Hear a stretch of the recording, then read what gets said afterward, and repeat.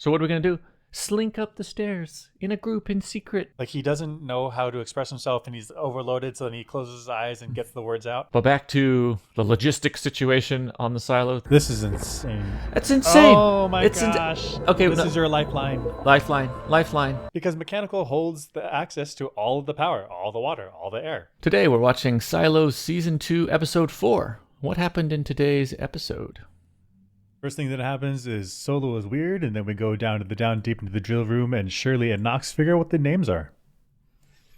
And Solo is weird. Of course he's weird. And he annoys Juliet. Yep. We're inside the Sims family home, and Sims is talking with his wife. Turns out his wife is a mastermind.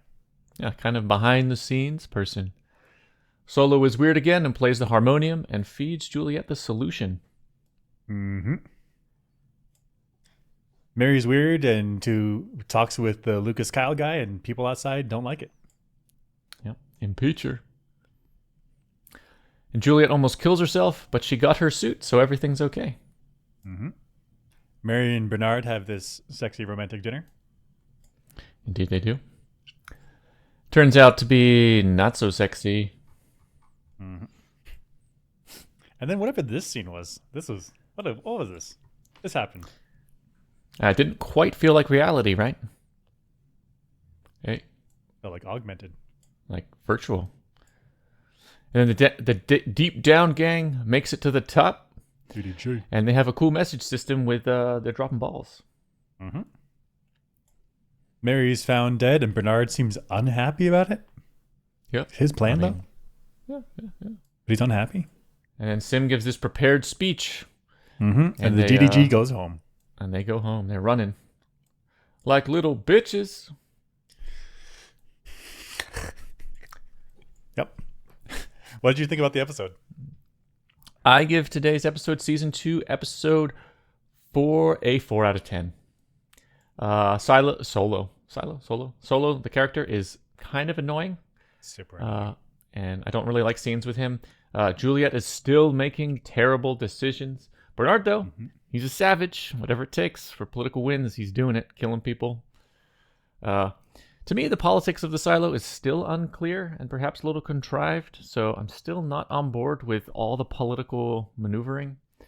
I still don't understand why Mechanical isn't making more power moves, like political power moves, to gain political and social power in the silo. So overall, I'm still waiting for the big rebellion. I'm still wondering if there's somebody else in Silo 17. And I'm still wondering what Juliet's going to do when she gets her suit. So for me, there's a lot of lingering questions and some stuff doesn't make any sense. So I'm saying 4 out of 10. What did you think? I was a little bit harsher. I gave it a 3 out of 10.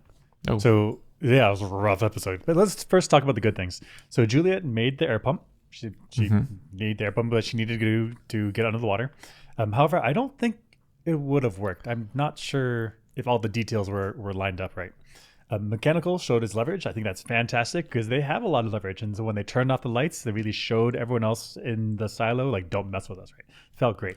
The ball signal, super cool. And it felt natural. Like the Mechanical is down on the bottom. And so you can release a ball and then the ball will drop down. It seemed like a very natural, very reasonable way for the Mechanical to figure out, like, this is how we can send messages from the top to the bottom. Felt great. The cons, however, this was a rough episode for me. There was multiple moments where I physically cringed. There were many forced, unnatural moments that didn't seem right. It felt like weird actions for the characters, and it broke my immersion. For example, Juliet goes beast mode on the PPE locker, on the fire suit locker, but that's so wild. That's so wild because if she's under time pressure to go back to the Silo 18, but she also has to be able to walk back, and she's going to need her hands. Like, don't go punching metal lockers. Like, what's going on here? And Mary trolls Lucas Kyle. That's so weird. I didn't understand it because, like, she brings him out of the mines, and then she's like, oh, here's the answers to the universe, but also go back to the mines. I didn't understand why she had that flip-flop. Like, what's going on in her brain? I didn't understand it. And then Bernard fully kills Mary, like full kills her, like not even like a threat or anything. He just went straight for the kill, which is a weirdly uncalculated movement for a character whose whole thing is making calculated decisions. He even says something that was like, is this going to be a good thing? We'll see. We'll find out. Like, weirdly uncalculated. And then Sims has that speech right at the end. He's like talking to everyone on that central staircase. But wait a minute, like, didn't his head of judicial just die? Shouldn't he be running after the criminals? Shouldn't he be like directing all the guards to like go get these people? But instead he like stopped to make a speech. Super weird. I didn't understand it. The good thing is that this is very dramatic for it's good for a TV show, but it also felt like, why did the characters do this? It felt like drama for the sake of drama, which is dramatic. It gets eyeballs on your show, but also it's I don't understand why the characters would have done that. Juliet's still terrible at adventuring and teamwork. She really leaves Solo hanging out like he's a tool for her. Really, maybe that's supposed to be what it is. Like supposed to be, we're not quite supposed to like Juliet. Weird. It felt like drama for the sake of drama. I don't like that. And then Solo was. I thought I was really gonna like him in episodes 1, 2, 3, and then by 4, he's super annoying. I don't understand why he talks like that. Why does his character talk? I don't understand it. So overall, 3 out of 10. Still have hopes for the rest of the season. We'll see what happens. Okay, this is the beginning of the episode, and I see lots of tubing in Silo 17. Is this realistic to have so much tubing? So, it's for like example, an industrial place. Like, what's the issue? Okay, so here I see Juliet with maybe this like plastic or rubber tubing, this like braided rubber tubing. Okay. And it's in great shape. It's able to probably hold itself together. Over in the next still here, we have this like metal tubing. Okay. And maybe this is, I don't know, corrugated metal tubing with this, I don't know, elbow fastener thing. Mm-hmm. And here we've got more connectors. And this is maybe looks maybe braided metal. I'm not sure which. I see what you're saying. And here's a good picture of the tubing that is, I don't know, it's got these threads in it that are like create this mesh to give the plastic a little more, or rubber a little more strength. Like garden hoses. Like garden hoses are not just straight up rubber hoses. It has these like fibers that are interwoven to give it strength. Exactly. And here's some corrugated metal tubing. So, I mean, how many types of tubing does the silo have? And is it realistic for this kind of tubing to survive for 150 years? I think not, right? It's going to start to crack and weaken. Maybe the metal, if it's a stainless steel braided. Okay. I mean, because so if it's rubber, it's probably going to dry out. And it'll be worse if it's under UV, which they're underground, so they're not. Right. But even in the dark, if you put like rubber hoses underneath the mountain, there's still a shelf life. You can only have them for 15, 20 years, 25. Right. I don't know, but the rubber will dry out and get brittle, and then when you go and pick it up, it'll crack. Right. I've actually encountered that when I was like cleaning out an old laboratory, and it's like I picked up something that was rubber and it crumbled in my hands. I'm like, well, now this is a problem. Like I went how to clean up my hands. So it's perhaps realistic that the metal stays around, assuming it's not work hardened and overused, and it's not like flexing all the time. With the metal hose, it flexes all the time, then you get a weak spot and it's going to break. Right. But I think the plastic or rubber tubing after 150 years, no chance. No way. Does this mean they're manufacturing tubing in the silos, and like fasteners and rubber O-rings and essentially the whole McMaster car? Yeah. Did they got a McMaster catalog in there? Yeah.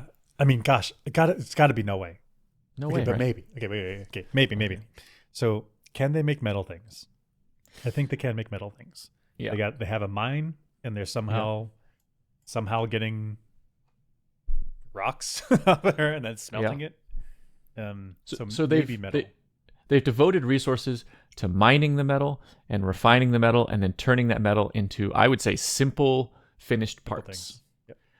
And does those simple finished parts of metal include tubing? Because tubing, to me, manufacturing feels like that's a challenge.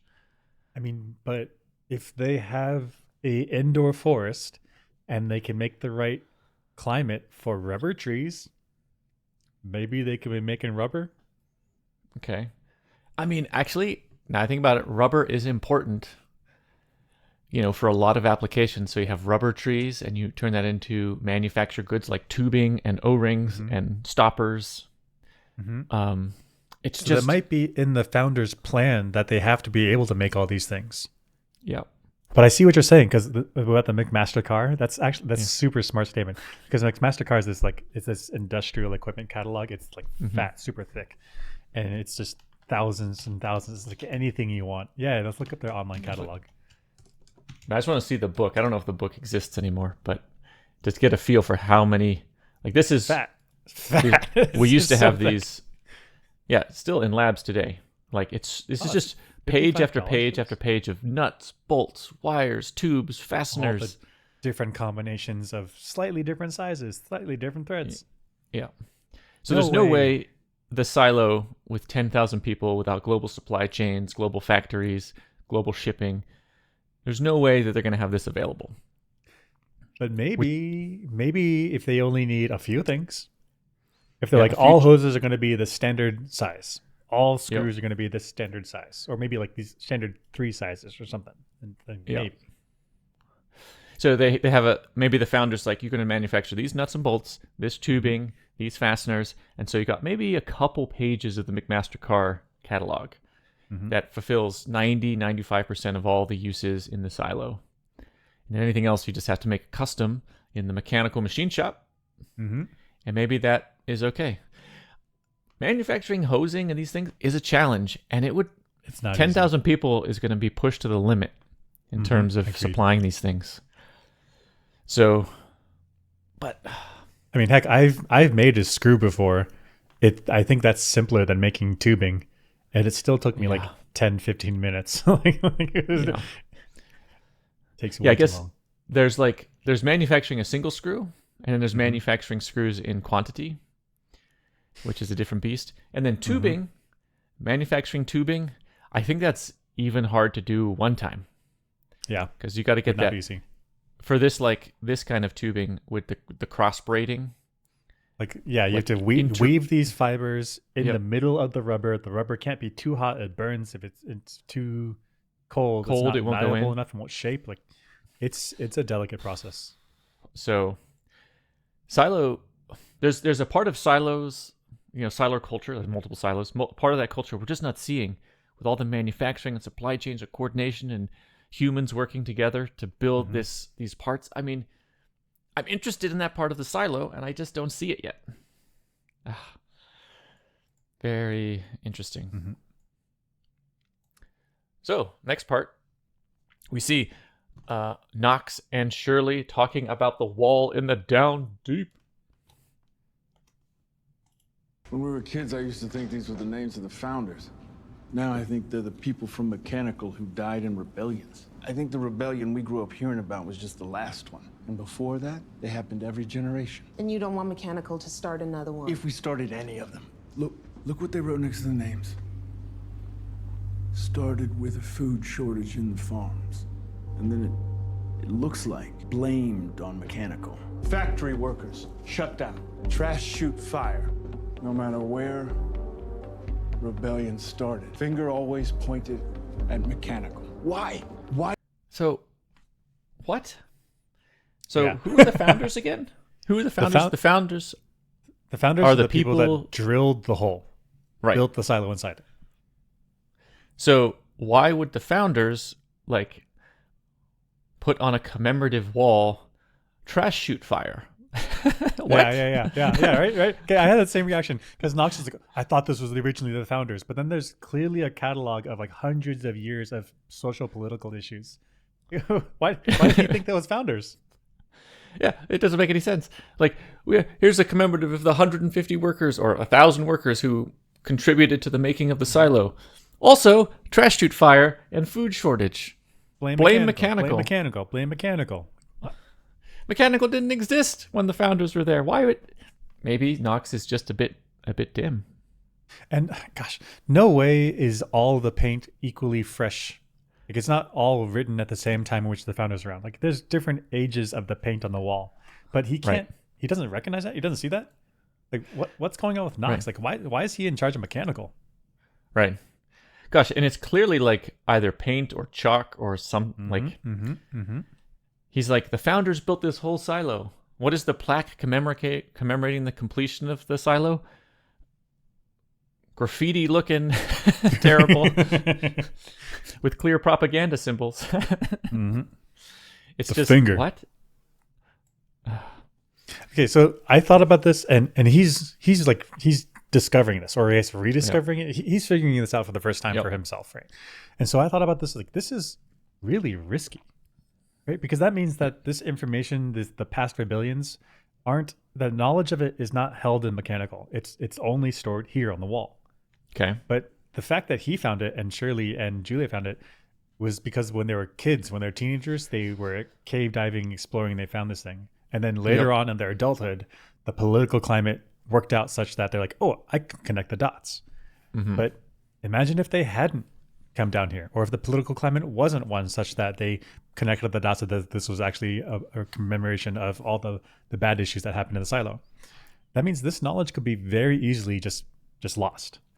And Knox says it. He's like, these are the way to remember the rebellions from our previous times. But what if the rebellion happened? What if there was a rebellion where that generation didn't find this place? There could be missed rebellions that aren't even recorded here. And so my thought was, should this knowledge of whatever's going on down here, should this be stored, maybe not written, I mean, maybe written, but maybe just spoken history, like oral history for people down in mechanical? And are there risks of that? Or is there problems with that? So what you're saying is they can't really communicate it and keep it like as mechanical legend and lore, Right. because that represents rebellion. Right.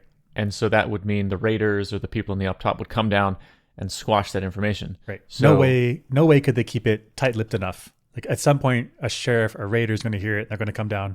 Be like, oh, there's a history of this down deep in the drill room. Let's break it down. You got to keep it secret. So somehow it makes sense that they would keep the information really limited so people in mechanical don't know about the previous rebellions. That's right. And therefore the knowledge is lost because of all the potential risk raider raids. And so it makes sense that Knox doesn't know about this because they need to keep it tight-lipped because they don't want the raiders to come down and F their shit up. Right. So maybe you have the knowledge of this drill room with its mural of names. Maybe you keep it super tight-lipped with one or two people in each generation, and hopefully they don't get die.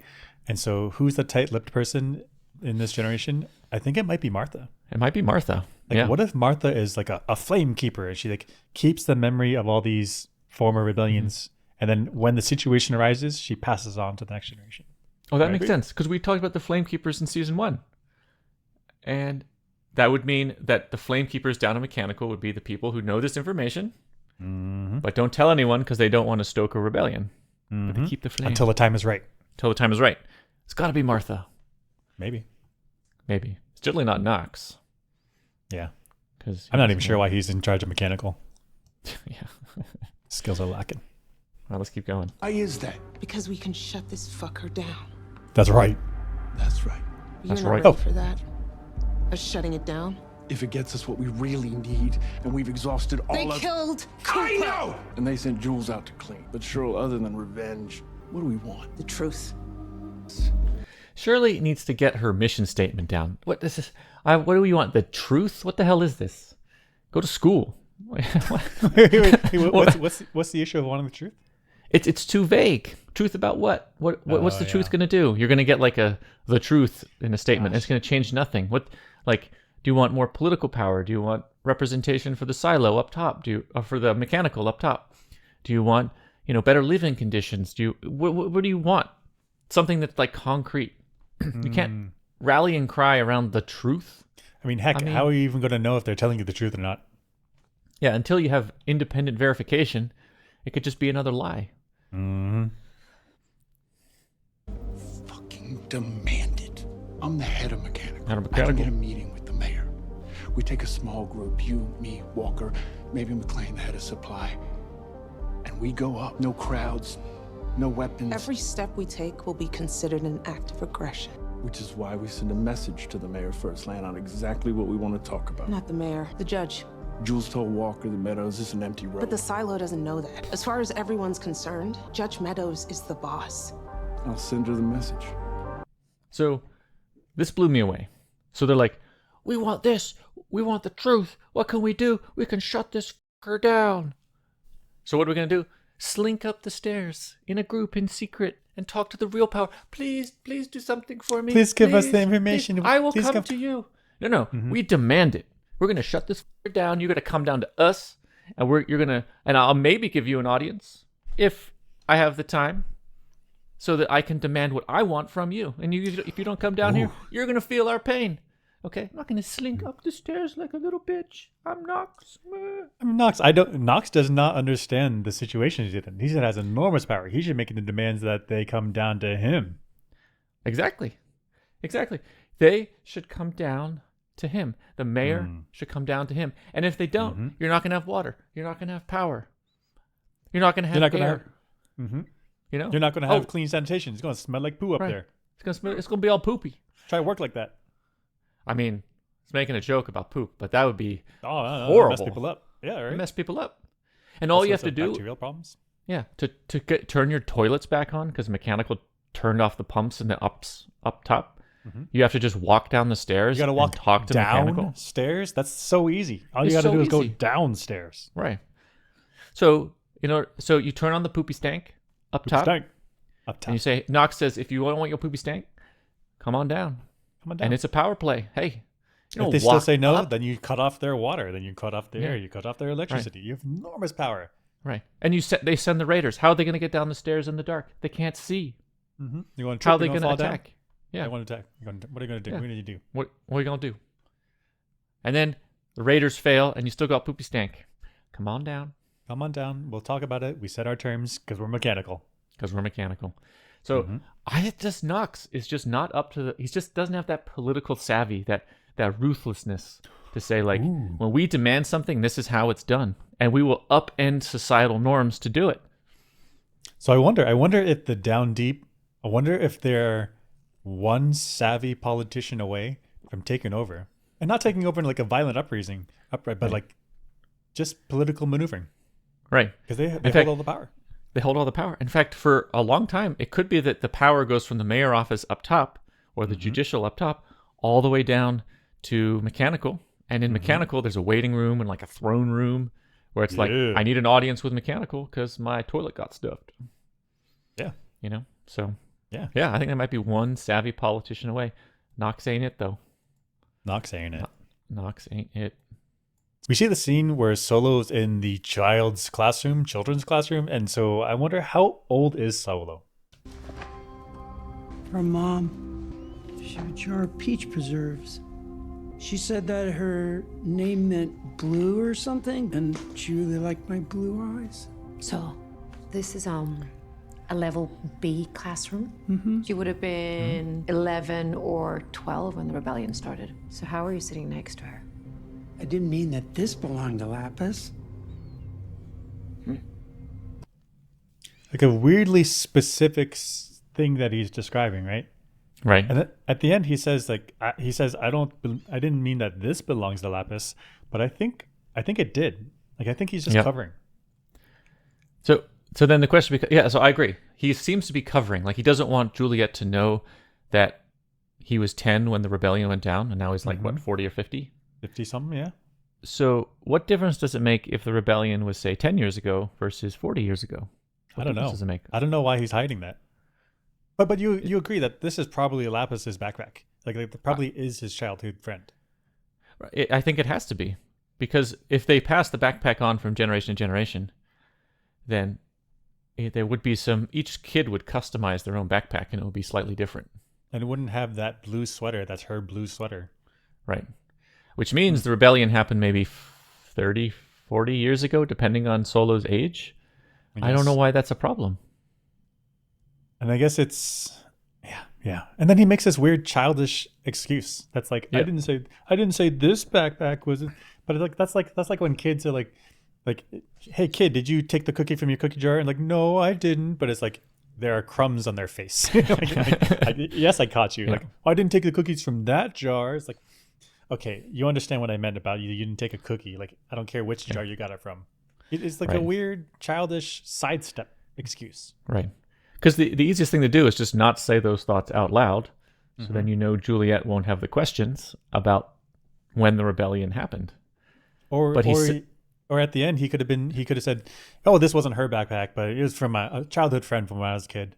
But instead, the way he goes about it is, I didn't say this was her backpack. Yeah.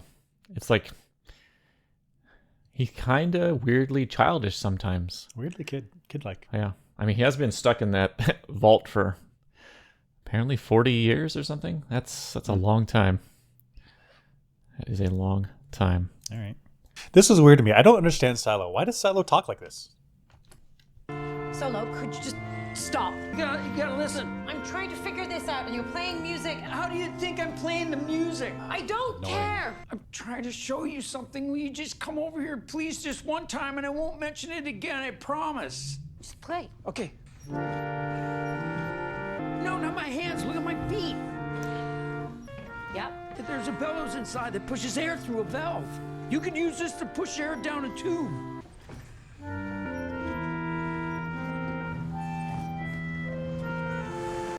So what was wrong with that? It's weird that he does this frustrated, I don't have the words to say what I'm trying to say, but I just want your attention because I don't know how to say it. And then he sits down, he plays a little, and then he has the words. Like he gave a good technical description of exactly what he was thinking. But then why did he have this weird outburst before that? Just to say the thing that he has the words for. Okay, so hold on. So this is the outburst. To show you something, will you just come over here, please, just one time, and I won't mention it again, I promise. Just play. Okay. Weird, right? That is weird, right? That is weird. Like he doesn't know how to express himself and he's overloaded, so then he closes his eyes and gets the words out. But at the same time, he does have the words. Like he described the thing. No, not my hands. Look at my feet. Yep. There's a bellows inside that pushes air through a valve. You can use this to push air down a tube. Clean, So crisp description. My problem is the contrast. Like if he the whole time didn't know how to articulate himself, like fine. Or if he knows how to articulate himself, then articulate himself.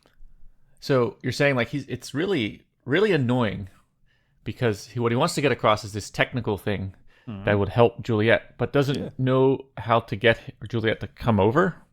And so he's like, just please, please, please, please. He's like, to get Juliet to come over, just say the technical thing that he knows that she's looking for. Right. Like, hey, I had an idea. There's a bellows over here. And you could even use look at this thing. This thing does what you want. Yeah. Instead, he's like playing this kind of obnoxious instrument while like begging for Juliet to come over. Right.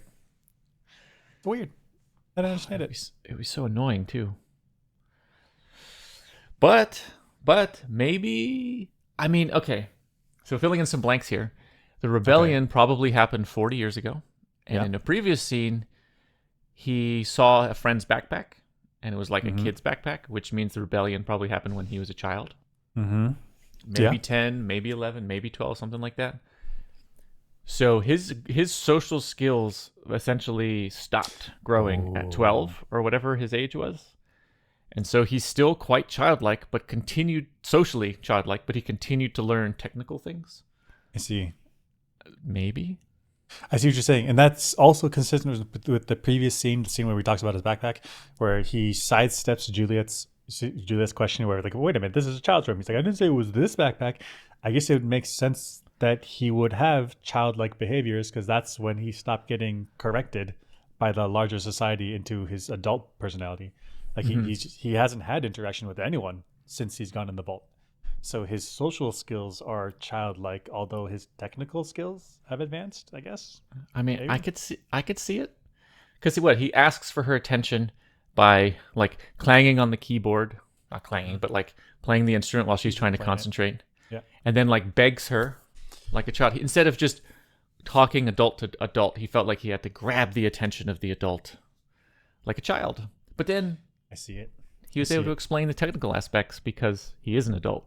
And you know what? I see it even more now that you say it because instead of getting down on his hands and knees, like or squatting down and pointing like this is the mechanism that you need, these are other things. He does it. He interacts with the harmonium the way that he knows how to. He just plays the thing and he like hopes that the other person figures out what he's trying to do. That is childlike. I see it. Mm-hmm. And not like a childlike in a condescending way. That is, it's just they want to show you the thing, and so they do the thing, and then they don't know to highlight the thing that they're trying to highlight. They just do the thing and then hope you figure it. I see it. Yeah. All right. And I guess Juliet is starting to put this together as well. Like, she may not understand why, but like maybe it's cabin fever, or maybe it's He's just kind of a weirdo. But She's figuring out how to handle him. Yeah. And then the instrument he was playing was what? Again, Yeah. I'd never seen this before. So he says it. He says it's a harmonium. I Okay. thought it was like a pipe organ or piano organ. I looked it up. It's not that. Okay. So it's almost like you see these foot pedals on the bottom. Yeah, like these foot pedals. Yeah, these are bellows, just like when you have a bellows for pumping air into the fire, right? So you Okay. pump air into this thing, and then inside there's a bunch of different tubes of different diameters, different lengths, and there's a reed in them. So just like a clarinet or a saxophone, there's a reed that vibrates when you blow air through it. But I guess the way that the best description of this, it's a seated down accordion. So an accordion, you have like the keys, which selects which pipes the air goes through, and then you manually by your hand create the air pressure. I see. So this is manipulating what tube is open. Yeah. So, or I guess which tube is getting airflow. Yeah, and then this is the bellows, and you push the air through the tube that's open based on the finger you're pressing. Yep. And this is a giant version of it, essentially. These things. Where you sit down. Yeah. Okay. I did not like the sound of the instrument at all. Yeah, it's very what is it? 14th century? I don't know. Yeah. Like harpsichord time where it's like that plucking sound, and Yeah, that's I didn't unpleasant. like it. And then this one is a reed sound. It's very high pitched frequency. Yeah, I just didn't like the sound. Really didn't Maybe it's if somebody was really skilled at it, I may be able to like, okay. But and I'd never heard of it before, so I guess interesting. I guess the weird thing is that when the silos were built, the normal pianos were available. Like, why'd you choose this thing? And our piano's Somebody was like, difficult to Baroque maintain. period. I like this Yeah. thing. Like, No, pianos are easy to maintain. Do we have easier than hundreds? this. Yeah, we have pianos that are hundreds of years old. Right. I mean, if you, so with pianos, you got to tighten the strings. And I guess rarely do you break a string. I guess if you over tighten it with the harmonium, I imagine that reed, which is like a thin piece of wood, like, how are you going to replace that? I mean, on woodwind instruments, whatever they're called, when you have, I guess You it's break not reeds, woodwind. you just throw it away. You just throw it away and you $4. Yeah. have a big supply. Yeah. So this was a poor choice of instrument for the founders. Sounds like ass, and it requires reeds. Right. Which- Which because electrical guitars. What are we doing? That's right. Electrical rocking guitars. out. Who calls it that? In the silo. That's right. This was weird to me. Let's talk about metal. Okay. What's this made of? Metal. And where do we get the ore to make the metal? Mines. The mines are critical to our survival. But the work is hard, and it's dangerous, and nobody wants to do it. So you have to do it. You and others like you who have fallen foul of the pact. Just because you'll be wearing yellow coveralls doesn't mean that you won't be of vital service to the silo. So the thing that bothered me about this was the ore mining is critical to the survival of the silo, and yet it's done via forced labor. I mean, Okay. shouldn't What do you we mean? actually have enthusiastic workers working the mines? Wouldn't that make efficiency I see better? what you're saying. And you're also saying you should not force people for anything that's critical. It should not rely on forced labor, because forced labor is going to be the quickest labor to be like, F this, I'm not doing it. Right. So then, okay. So they force, so maybe the mine work is really arduous. And they got like pickaxes, like ka-chunk, ka-chunk, just get the ore out of there. I don't care how you do it. You know, this kind of thing. But then you've got, there's post-processing. You've got to get the ore. You've got to have a foundry, a smelter. Like, I don't know how it works. You put the ore in a thing and you heat it up and you Just melt it, burn it's off everything, just energy intensive, and pull off the slag. and there's metallurgy involved and purities and I don't even know. It sounds really technical and difficult. So is there a whole foundry in the silo manned by people who are knowing what they're doing? Are they There like must be. There Right. must be if they're refining metal out of ore. right? And then in addition to that, you got to take the pure metal and turn it into finished goods. Mm-hmm. And the finished goods, they're not like making complex things. They're making like solid objects like wrenches or containers. They're not making like There's no integrated circuits. Yeah. So even to have this huge supply chain within the silo itself, from ore to metal to finished goods, how much of the silo population is that taking? I mean, they only have 10,000 people to work with. That's right. So they portray it. Well, I guess I was assumed it was 1/3, 1/3, 1/3 because they portray the uppers, the mids, and the down deep. But actually, in order for this place to function, I think it needs to be almost entirely down deep. Right. Or They're the only at ones. least a huge portion of down deep, right? Right. Because there's so many layers and so many bodies needed in order for this machinery to run. That's right. So you got the ore refining, the ore supply chain, which has got to take up a huge population of the silo. You've got just the maintenance of the silo machines like air, water, power. That's going to take up a huge portion of the 10,000 people. I mean, I think the top people have to be like an upper crust, and the majority of the silo is mechanical, because right. To operate the machinery, not the physical. I mean, yes, the literal physical machinery, but I meant the machinery as in the organizational machinery of how an organization such as the silo runs. Right. And so this, I see what you're saying. It's strange that it's like the criminals and the rejects and the, I mean, I guess the prisoners that have to do this critical infrastructure, because if it's so critical, it should be highly valued. It should be well respected, because we want people to do a good job at it. But doesn't this happen in modern society, where it's like there's super critical things, but we just don't compensate people? So I guess there's two issues. There are careers or industries that are critical for society, but we could compensate them. And then the other metric is it socially respected? Okay. So I guess an example for this is, if for blue collar work, is like welders. It's socially like, oh, you're a blue collar guy, I'm gonna look down on you. But like, actually, welders make a lot of money. That's right. And I guess there's like plumbers, like kind of look down on you, but like critical. Like, what are you gonna do in your home if your water doesn't work? Yeah, and plumbers make a lot of money because it's a valuable skill that people need in critical moments in time. They can get paid a lot of money. And like, but I guess there's K through 12 teachers. They don't get paid very much, and society kind of like, oh, you're just a teacher, like, but actually critical for the future of our society. But maybe that's an issue of the delayed outcomes, and it's also hard to measure, like, which teachers along the path really made a huge difference. Like, it's hard to measure. That's true. So I think sometimes in our modern society, there are critical jobs that we don't compensate with either enough respect or enough compensation.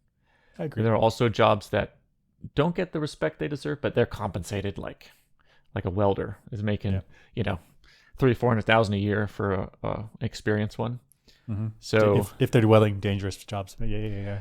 But the silo society seems kind of unrealistic in the sense that all of the dirty jobs, which are critical, are shit on, and they don't get any. What's the benefit?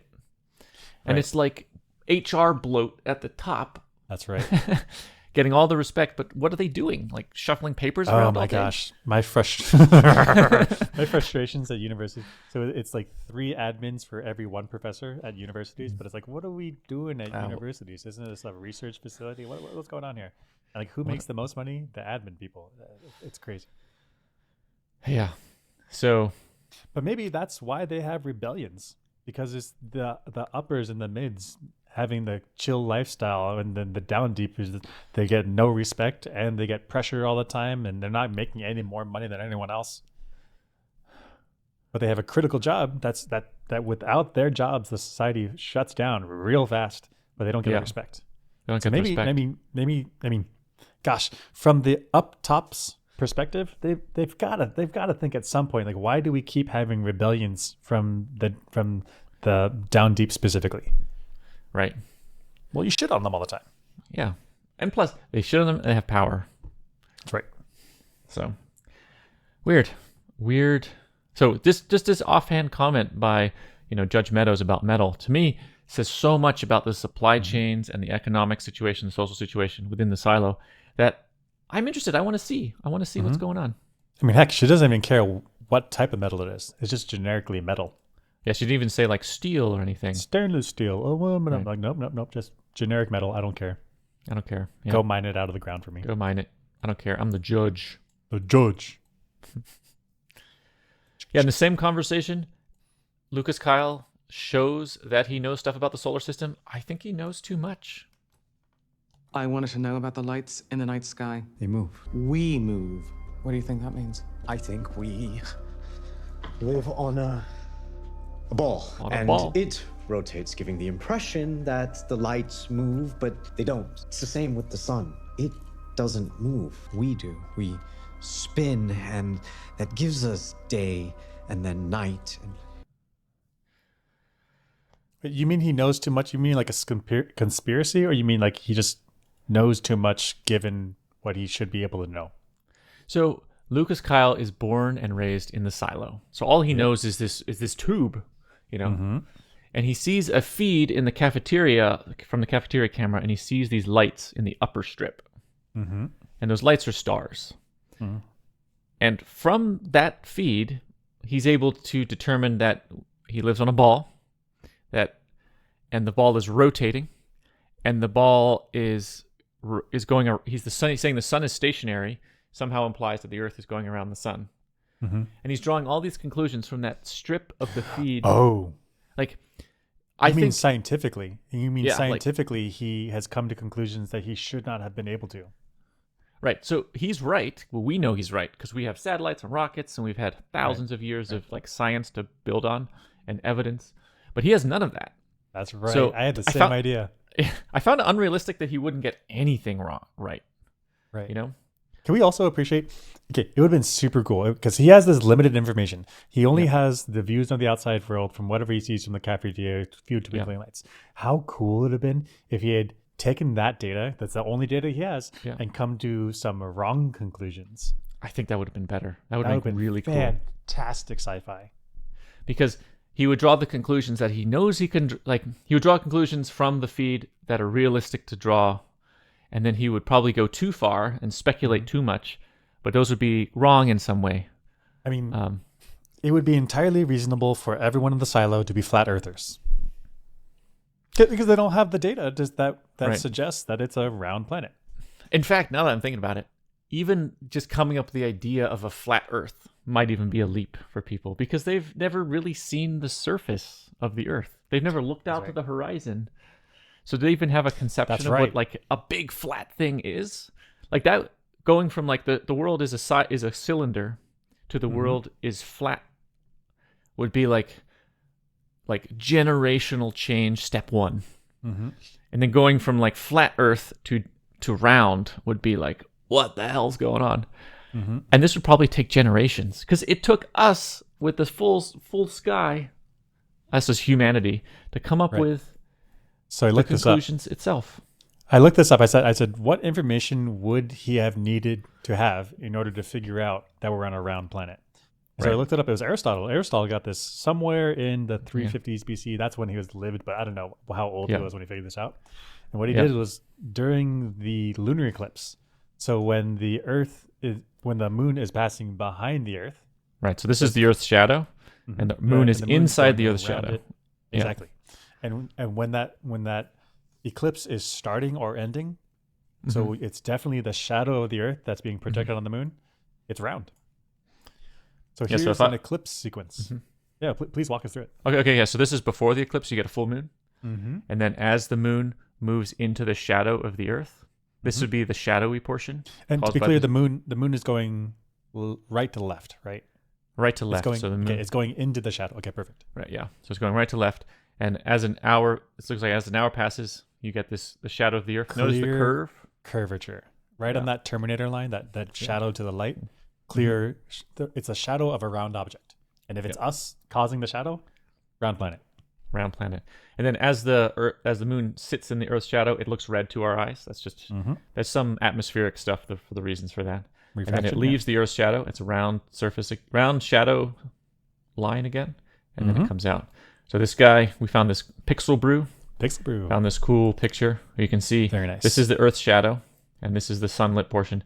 Clearly a curved shadow.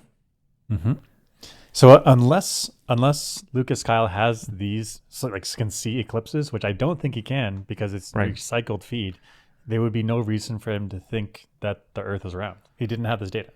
Right. I mean, I guess I should say, other people before Aristotle thought the planet might be round, but this was the data. This is the experiment that's like nail in the coffin. Definitely is. Right.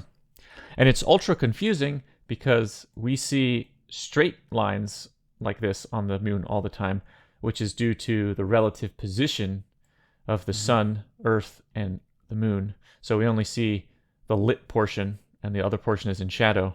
So you get a straight line then. So this is purely a geometric factor of where the moon is relative to the Earth and where the sun is, and then where we are on the Earth looking at it. So can we walk through this picture a little bit slower? There's the Earth in the middle. Yep. There's the sunlight coming from the right to the left. From the right. Yep. And then there's this dotted line with the circles. Like this is where the moon is. That's the orbit of the moon. Yep. And then there's the larger ring of circles. Yep. And this is what the moon looks like from the perspective of Earth. So if you are, let's look at first quarter. First quarter, where at the top, up here. Yep. Right. So note that the moon is half illuminated, but from Earth's perspective, if you're standing there looking up, you see lit up on the right, you see dark on the left, and that's first quarter. Yeah. So and then last quarter, it's opposite. Right. Where it's still the same situation. It's just so it's like this. This is the sun facing side over here. Exactly. And this is the night side of the moon, and we see this nice straight line. And that's exactly at the quarters, but other times you can get these crescents, so you can get these gibbous moons. Can we look down to the left? Yep. Exactly right. But still half the moon is lit up. We just happen to be on a slightly behind angle, so we see mostly shadow. So Lucas Kyle is seeing these. He's probably seeing these moon cycles pretty often because it happens monthly, and then he has to discern. Oh, that's the moon cycle for the geometry between sun, Earth, and moon. Mm-hmm. And then there's this. Every once in a while, there's a different situation, where I see a curved shadow that's due to the Earth's shadow, and from that I can draw the conclusion that the Earth is round. That's a huge leap. I don't think he could have got that. Right, because even just being like, there's a cycle to the moon, and the moon, and this has this cycle to it, would be a huge leap, because he has no conception of what a moon, what the sky, what's Earth. Like, it would be incredible just to get to this point, and he's going beyond that. I don't know which way that the camera at the top of the silo is looking. Like he doesn't have the full access to the 2 pi above us. That's right. He only has access of whatever that camera is looking at. Right. And then this is the next experiment to actually measure the size of the Earth, and it also shows that it's round. This is Eratosthenes. Mm-hmm. So let's take a look at this picture here. Mm-hmm. So he was like in Egypt. Yeah. And there was a well in this place, Siene. And he saw that I think it was at the equinox, or no, at the solstice, the summer solstice. He saw at a well at this place, the sun rays came directly down, hit the bottom of the well. Mm-hmm. So he's like, okay, the sun is directly overhead at this point in the day at the solstice. Because otherwise it wouldn't make it all the way to the bottom. It'd hit along the wall somewhere. Okay. Right. And then he goes at the same time of year, but probably the next year, he's in Alexandria, and he sees that the sun rays are not perfectly vertical, and he sees this angle between, say, a vertical pole and a shadow. So he can measure the angle. Yeah. And he concluded that the reason why there's a difference between the rays angle is because I'm on a different part of the surface of the Earth relative to the sun. And from that angle, he could figure out the radius of the Earth. There's some geometry and trigonometry involved. But essentially, the difference in angle of the parallel sun rays allowed him to get an estimate for the size of the Earth. Actually, it's decently accurate. Right. So this is a confirmation that an actual measurement of the radius, or I guess the circleness of the Earth. Right? And so no way does Lucas Kyle have this information. No way.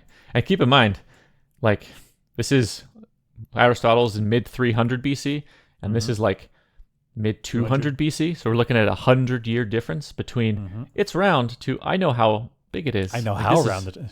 Right. Yeah. And then in addition, we have to have the sun go around the Earth while rotating. The other way. have the Earth go around the sun. You said it backwards. Yeah, you said it backwards. Oh yeah, so sun and then Earth. Yeah. Right. I don't think he has the information for this. Right. Because so the experiment so first of all, the heliocentric model was Nicholas Copernicus in 1543. Okay, and then in 1610, what is that? 60 something years, 60. Yep. 70 something years. And this was the experiment. This was the measurement that says no, we really are in a heliocentric ray. So there was the Venus epicycle idea where you could look up and see Venus, and you see that it's different amount of light on it, so different I guess crescent in all these pictures. Yeah. But when you really look at Venus, you see that it's sometimes gibbous, sometimes crescent, sometimes half, sometimes full. Yeah. And so I don't think Lucas Kyle could have seen this. No way. Especially because Venus. Okay. So the experiment shows that Venus needs to be also going around the sun. Yeah. And so if Venus had this epicycle where it was in between the Earth and the sun, but not going around the sun, these are the shadows that you see. This is your perspective you'd see. You would never see the fully lit up side because it would never be on the far side of the sun and therefore reflect light towards us. But what Galileo did is he saw that sometimes Venus would be, I guess, this big gibbous. Can we circle? Yeah, exactly. Which means that the light must be going from the sun to Venus, then bouncing off the Earth. Right. Which means that the sun must be in the middle. Right. Which means if the sun's in the middle of Venus, we're probably also Earth, and the sun's also going around the sun. Okay, now the thing that's really challenging about this experiment is that because Venus is closer to the sun than the Earth, that means we can't see Venus at night. We're just looking in the wrong direction. So you can only see Venus right at dusk and at dawn, right in this twilight hour where the sun is now below the horizon, but Venus is not quite yet. And so unless Lucas Kyle's got a telescope at that time of the day, like just lined up at the right, where Venus is in the right spot, his camera's looking at the right spot, the sun just went down. Like, I don't think Lucas Kyle has this information. Right, because if the camera happens to be facing east or west, meaning, and it's not cloudy, so he could actually see Venus first time, you gotta be able to see it at dawn or dusk. You got to have the resolution on the screen to be able to discern the different, like, oh, it's a crescent, or it's a gibbous. When the sun is potentially blinding you at different points, and you got to be able to discern these subtle differences. No way at that camera. No way. And in addition, this was Galileo saying, like, the sun is at the center of the solar system, but there were additional proofs. There are three other proofs. Other experimental proofs. Right. James Bradley, Friedrich Bessel, Leon Foucault. And I think maybe we should do these, go over these in our science channel. I think, the actual discussion of this is going to be super long. Maybe we'll put it up on our science channel, SS Science. Yeah. Having a nice discussion about it. So we go from Aristotle in 350 BC to Nicholas Copernicus in 1543 to more general proofs in the 1800s. We're talking 2,000 years of human thought and like going down the wrong path and thinking about it wrong and like getting to the point where I'm just like, okay, we're heliocentric. And he does it in like 10 years. By himself. To be clear, Galileo did the experiment, but there were lots of other scientists at the same time and also a couple hundred years before that had the ideas in the water but didn't know how to prove it. Right. And there was other people like Tycho Brahe and Kepler and Newton. We haven't even mentioned them. They were a big part of the story. And Lucas Kyle just got himself. There's no way. There is no way that he was able to draw those conclusions. So I think it would have been better if he drew a few good conclusions and then had wildly wrong ones because the camera feed is just insufficient to get all this information. Wrong, but consistent with the data that he has available to him. Yep. That would be cool. That would be super cool. And also in the same scene, we see Judge Meadows, Mary, explain like the actual situation with confidence. And we assume that she got that information from a book. So she knows because she read it in a book or in like an IT computer screen or something. But Lucas Kyle is not a higher up guy. So he doesn't have access to books or computers with that classified secret information. Right. She like blew his mind and then said, F off. Like, what super weird. Yeah. Also, good historians, they will be uncertain about the past. Even though it's the past, so it happened or it didn't happen. Is it written in a book or it wasn't written in a book? But even then, good historians will say, well, we don't really know what the historical context was. And we have this one person's opinion that they wrote down in the book. We don't really know what happened in the past. So Judge Meadows is talking real confident, but she also should not really know.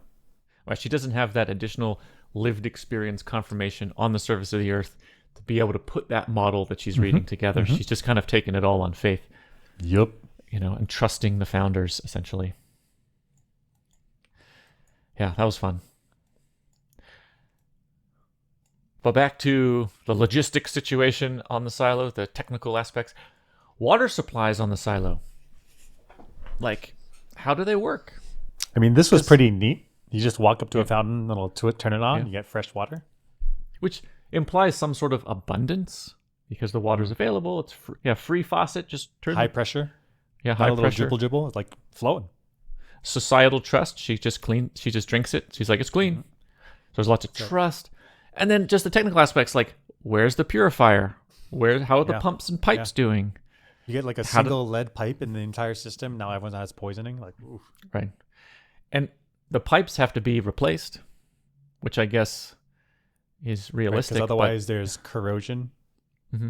It would shut down, and then you have layers of silo that doesn't have water.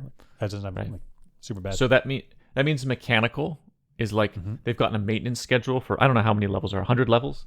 Mechanical has 100 maintenance schedule for all 100 levels. Oh, level 10, they have pipes that are reaching the end of their life. We got to send a team up, replace all the pipes, and then level 9 is next, replace all the pipes, and you got to do all the way up to the top and then restart, or you got to keep a log of all that. And how do you test the water? That's right. So they got to test it for chemical problems. They also have to test it for bacterial problems and I don't know, microorganisms. Because if people are drinking this water, they got to have a way to clean it. Right, and we know up on the surface that it's like poisonous air, maybe poisonous dust. We know that, which means if it's coming from rain, or even just far away rain, coming down into the ground, and they're sucking it up like in a well situation. Interesting. There's no guarantee that it's pure, unadulterated water. So my first thought was that this was 100% recycled, but actually, probably just because I think of the silo as just a closed capsule, like a biodome situation. But actually, that's not necessarily true. And in fact, I think it's not true because there's water underneath the silo. Like they're built below the water level, like for sure, super deep, right? Which means they could be picking up underwater aquifers. Which I think in general are pretty clean. Yeah. Like it's filtered by the dirt above it. Right. And if it's radioactive or something on the surface, I don't know what that would be. That's a problem. That would come down with it. It might come down with it. I don't know. Yeah. But it would be nice to have some testing. And I guess That's right. based on Silo 17's flooding, the water table is sitting at level 23. Yeah. Roughly here. So they're actively keeping the water out of the silo somehow. Or maybe it's passive, but then there might be cracks. If they're getting water from the bottom, that means that they're pumping water up the silo, right? Yep. And so in here with humans, like in real world, we have water towers that you pump the water up real slow, and then that way there's all this head pressure that pushes water into your house, and so that's when you get like showers or whatever, right? But if they're pumping up, imagine how terrible the showers are at the top of the silo, right? Because you have to push all this pressure up as you go, right? So by the time you get to the top of the silo, your showers are like dribble, dribble, dribble, no water pressure. Which means, that means there's got to be... Which means the down deep is the best place to live. Yeah. You get like super high water pressure. You get 100 stories of water pressure just squishing down, like melt your skin off water showers. Oh shit, that would be too much. That'd be like a water cutter or whatever. So that means you got to have like water storage devices every 10 or 20 floors to keep the water pressure high and to keep the water stocked. That's much more reasonable. Right. But that also means mechanical has to regularly go up to those water towers, which are on all levels, all the way up to the top. That's right. And replace pipes and maintain the pumps and check the purity. And this means mechanical is throughout the silo at all times. That's right. I agree. And it also means that people should respect mechanical because I have a broken shower. Who's going to fix it? Mechanical. And I want to keep on... Don't shit on them. good terms with my mechanical people because they're responsible for my shower and my drinking water and my cooking and all of these things. That's right. So just the fact that this is abundance has large implications for how society in Silo works. Also, the open access. Can we look at that fountain? Yep. Open access, like that's ripe for bad behavior. Maybe just mischief. Maybe like a teenager pees in it or whatever, or they throw like a bottle of laundry detergent and it all bubbles up. Yeah. Like that's criminal mischief, but Right. that means the cohesion must be pretty good where the people aren't doing that, because otherwise bubbles will mess up whatever is pumping the water up here. Yeah, and then if there is a rebellion, I mean, in human history, one of the best ways to take out a city or something, if you're fighting, is to, poison the water supply, like dead bodies and bacteria. Or you just stop their water supply. If you can divert a river, like what are people inside the fortress going to do? They're just going to not drink. Not going to drink. They're going to surrender. So this represents a high trust society in some respect, that nobody's going to mess around with this, except for maybe some kids peeing in it or something. But generally, it's going to be good, which means there's a high level of trust for mechanical, because they're the ones in charge, and yet they're the ones who rebel, and they're like, "You guys are crap." What? I won't rebel if you stop pushing me. Right. So, weird silo. Weird silo. Weird silo. Yeah. In that same scene, Shirley and Knox talk about expeditions. We called it.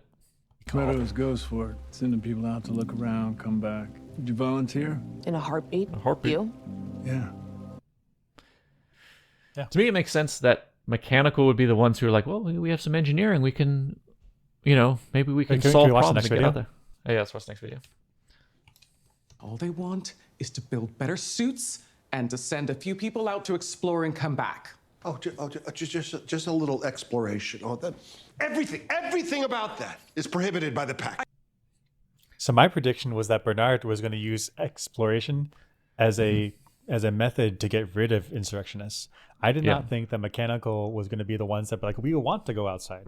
But actually, after we talked about it, it makes sense actually, right? Because they would be the ones that understand the suits. They're the ones that understand what is possible with them, what's not possible, and how could we if there's a problem, how could we solve it? So I guess it makes sense. It makes sense that mechanical would be the ones that want to leave.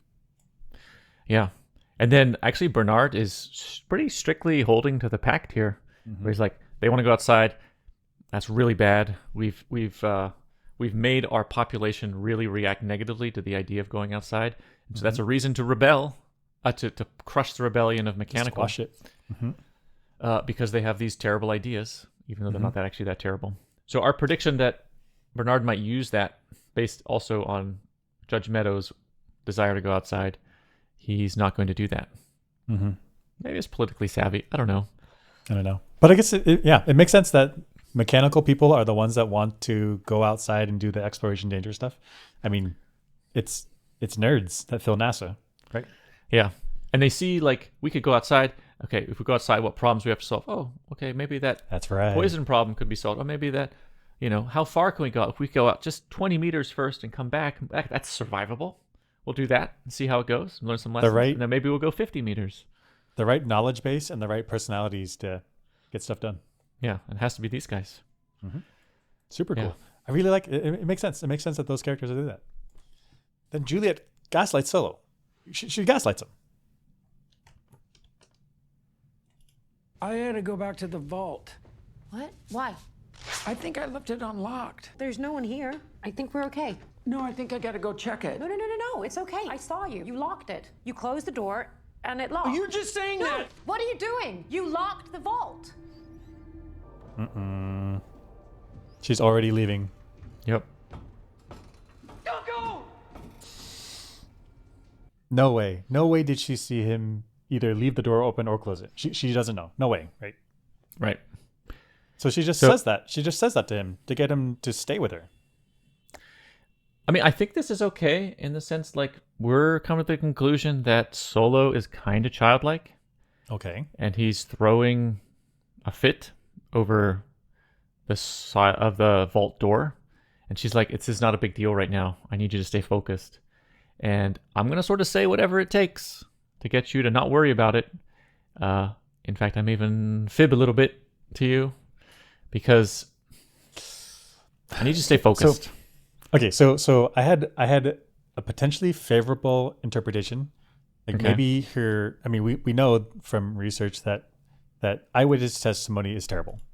Okay. So maybe she just genuinely thinks that she did see him close it. Sure. Okay, so that's why I looked it up. She definitely did not see it, but it's okay. Maybe her memories are super fallible. Maybe she thought she did, but then I thought about it more, and she has incentive to lie to him, because her goal is to get her suit prepared, get back to 18 to stop all of her friends and family from dying, right?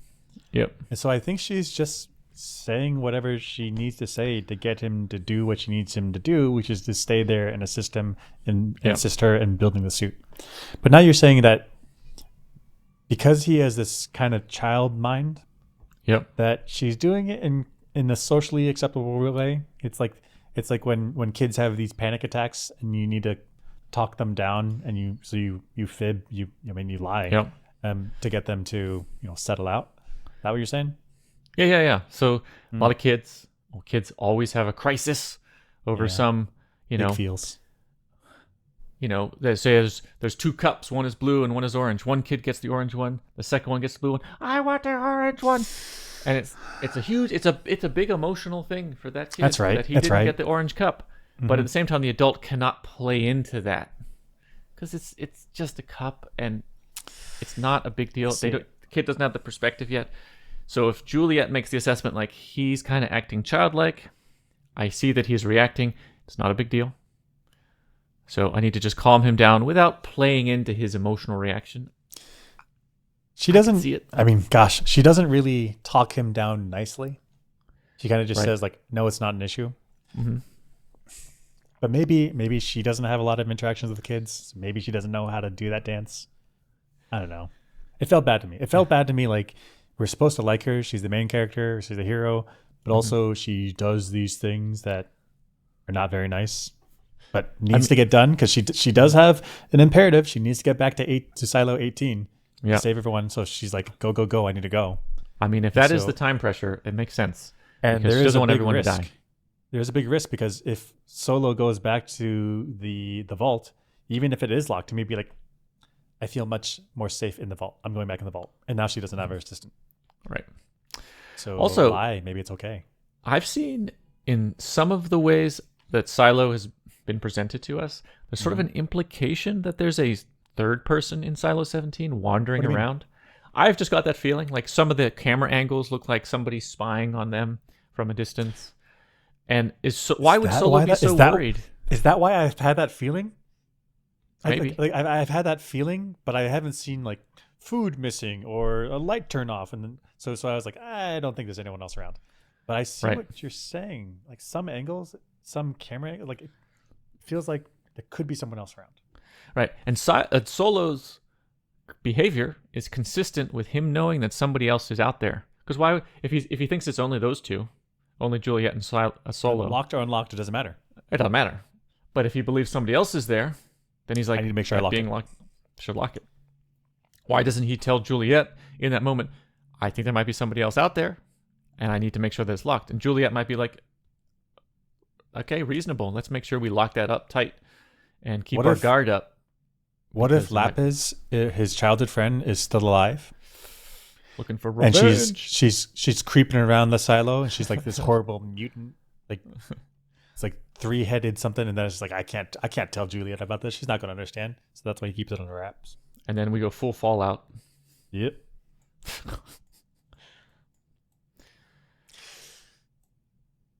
Let's just watch. This is cockamamie. You'll be okay, Captain Nemo. So heavy. Too heavy. Look how good this dive is. Okay, go ahead. Just to be clear, this is her first attempt. Mm-hmm. Look how perfectly timed this rope is. She goes tight, she jumps. Perfect. This is crazy, though. So dangerous. This is crazy. You have this heavy thing that you can't move very well in the water, literally tying you down into the drown zone. That's right. And then she tries to move it sideways. Let's look at this.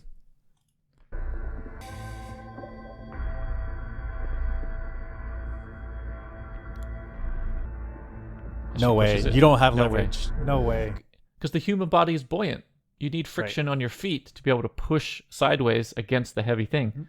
She could push against the wall if she's near the wall.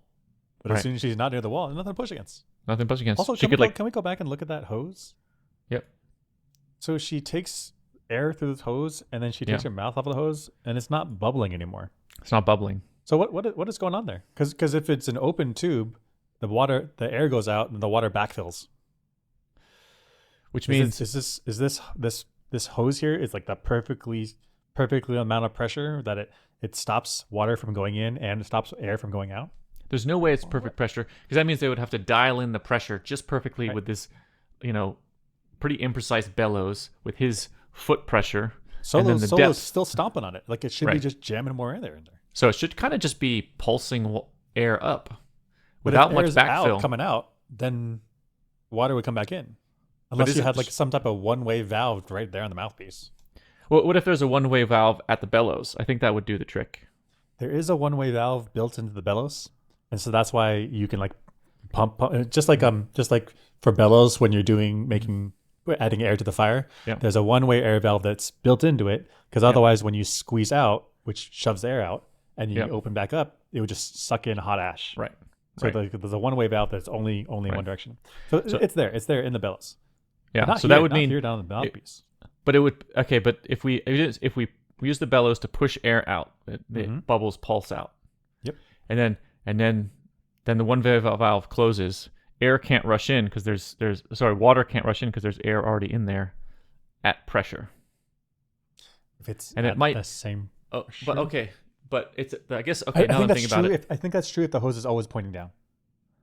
But I think there is some compression that can happen in the big part of the hose that's coming all the way down. That's right. Because the water will be able to compress that up. Yep. I agree. So there will be some water coming in, and she would have to time her breath then for push the water out, and then it starts bubbling, and then breathe in. And then when that cycle is over, hold your breath again, let the water come back in, let it come back out, then breathe in. I'm not sure this thing works. At least not the way she's done it. But it's certainly okay. You might get complicated behavior at the end here that you might not anticipate, depending exactly how all the mechanisms work together. Maybe. Let's watch more.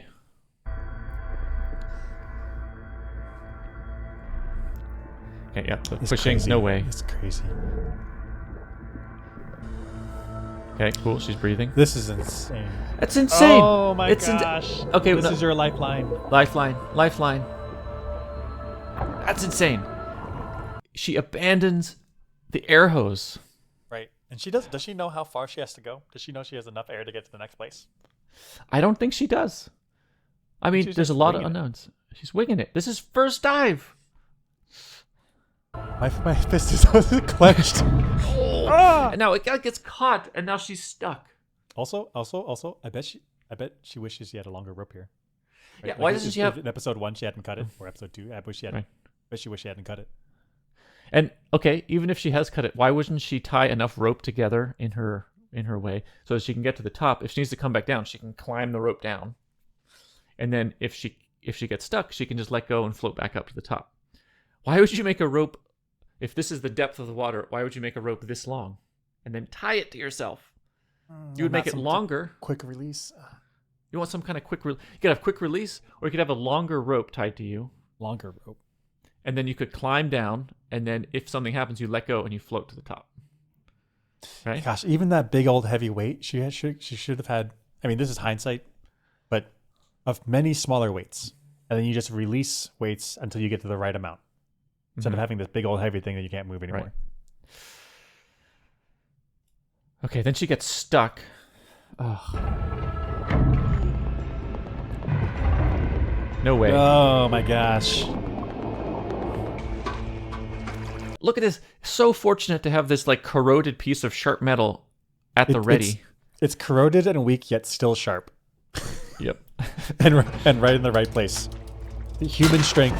She just so lucky.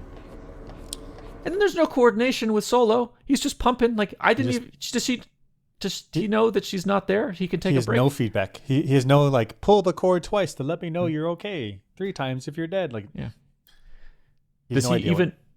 Yeah. Does he even know that she abandoned the hose? He has no idea. He has no idea. Hey! Can't hear you. Oh, what are that's you crazy. doing? What are you doing? This is crazy to me because she knows it's metal, and she hurt her hand. So Yeah. so Oh! Damn it! What are you doing? open palm strike. I can't. She's like, so risky. Let me make it even more risky because I want to break bone. What are we doing? It's so crazy because she has a time incentive. She has pressure. She needs to get back to silo 18. She needs to do it quickly, but she needs to have her limbs functioning. Like she can't hurt herself to the point where she can't walk back.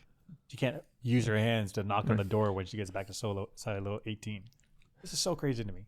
Yeah. And okay, you don't have the right tools, right? You need to pry it open. You have a crowbar somewhere. You had one. Tie it to your belt. Make it with a rope. Yeah. Yeah. It's in abandon right now. You can't do it. Get back down. Come back up. Reassess. Do it again. You're not under so much time pressure that you would trade months of recovering your limbs. Right, because you don't have access to a hospital or anything, so a broken bone is over. Right. It's worth taking the time to get this right. Get the right tool. Oh, and then she could cut herself here. Yeah, slice her wrists, and then Solo can never help her. It's just get the right tool. Look, there could be tools around. I mean, especially for this genius engineer. Yeah.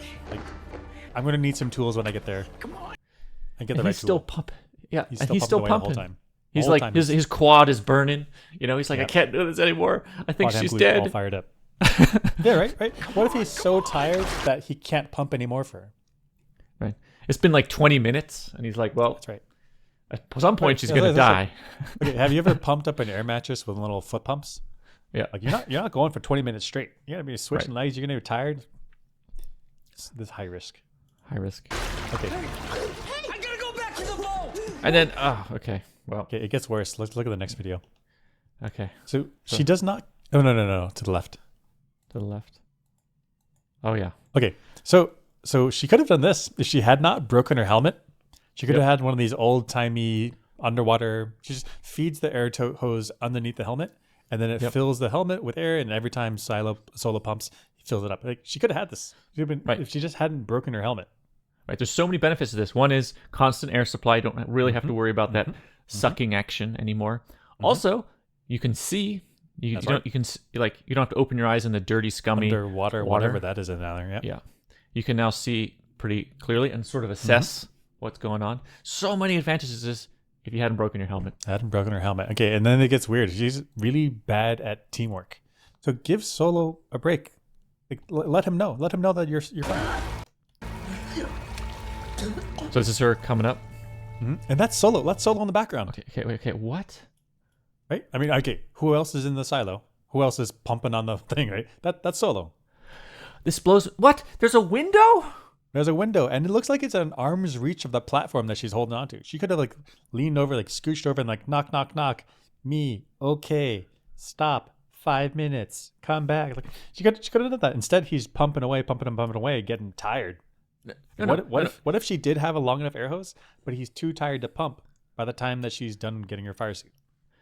Okay, it's even worse than that.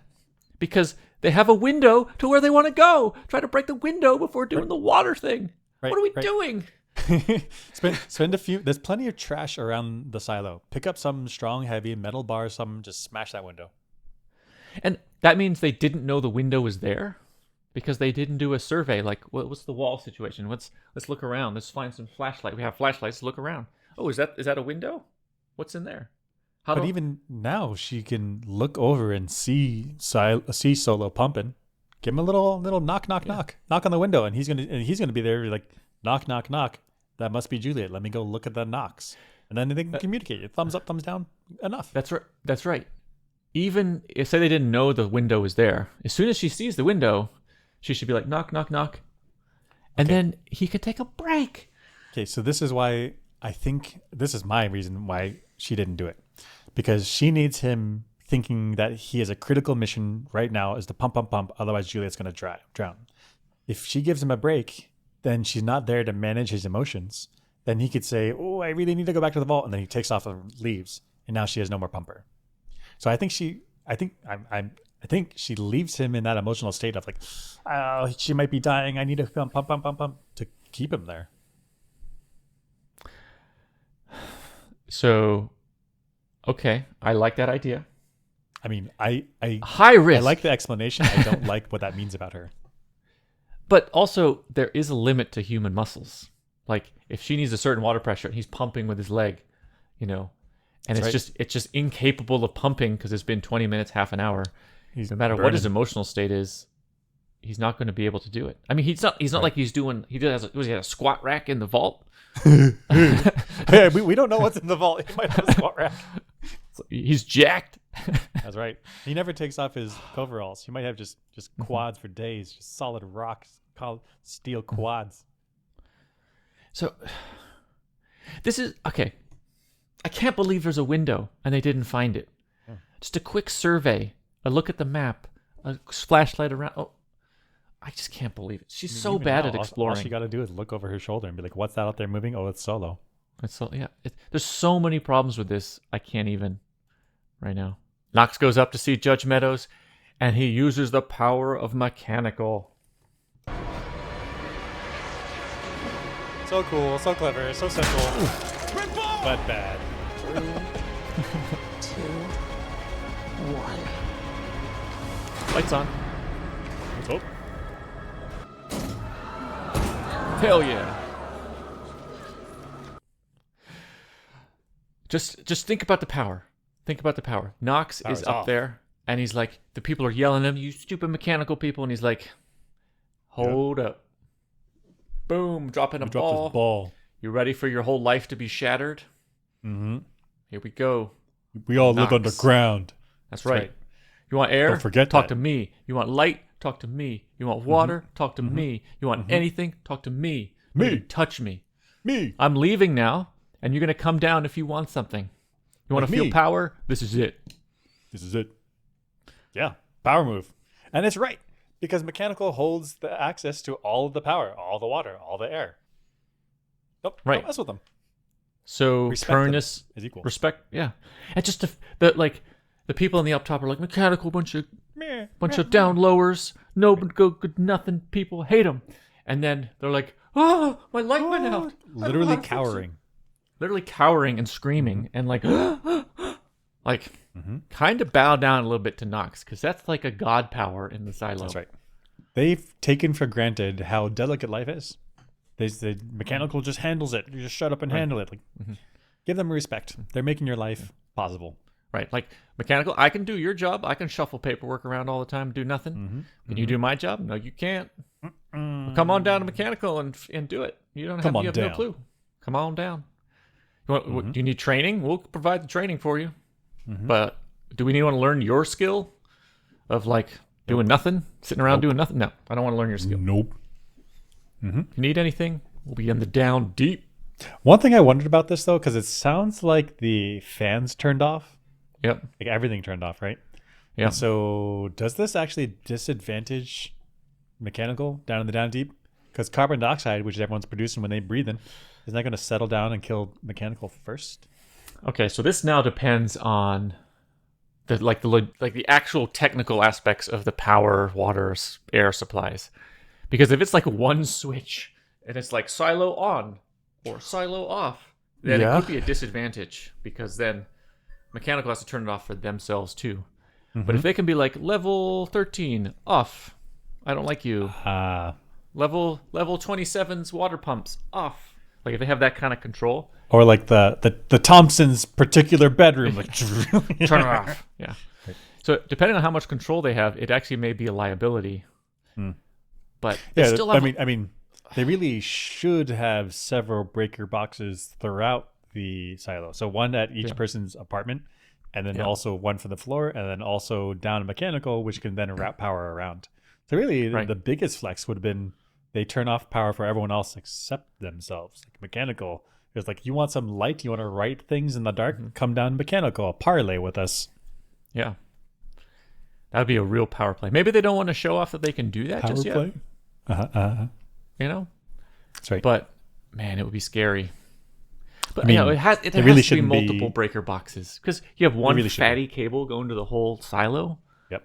No way. I mean, yeah. So you want one breaker, one switch for everyone, and then behind that, more switches like per level, per building, per whatever. Right? Yeah. So that way you could like selectively control power. Yeah. So What I a think move! What a move! mechanical is really one savvy politician away, and just Nox ain't it. Nox ain't it. He doesn't know how to be savvy. He doesn't Right. know how to be delicate, but also strong. Right. He doesn't. And Yeah, he doesn't he's not know making the those moves. he doesn't understand the effect that probably just had on the entire silo. Mm-hmm. I mean, my God. Come down and attack us. You attack us, you won't have water. Yeah. 3 days. You got 3 days. Now you're dying. Right. You want to have air. You want to have water. You want to have power. Good luck. Yep. We'll see what happens. So we'll see you guys next time. Season 2, Episode 5. Next time.